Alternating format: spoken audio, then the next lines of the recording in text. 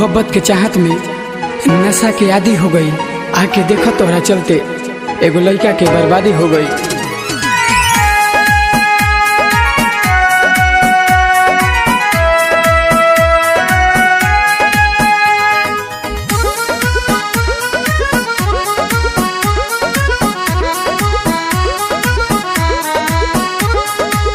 एगो तो गलती बता दे जान, मरतानी रोज जिया दे जान।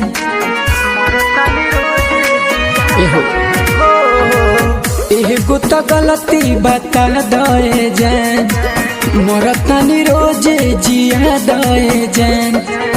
दिलवा से अपना तू हमके सनम काहे दूर कर देलू।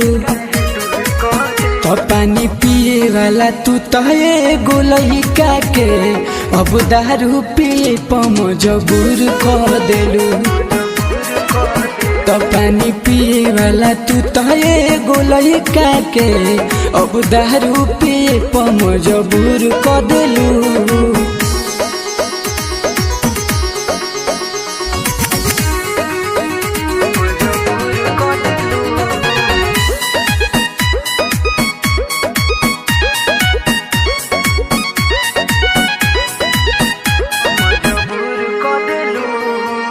सोचले न रही जवन कबहू आज उहे करे पड़ता।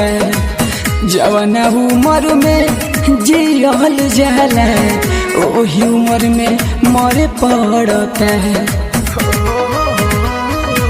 सोचले न रही जवन कबहू आज उहे करे पड़ता। जवन उम्र में जियल जाला ओही उम्र में मरे पड़ता।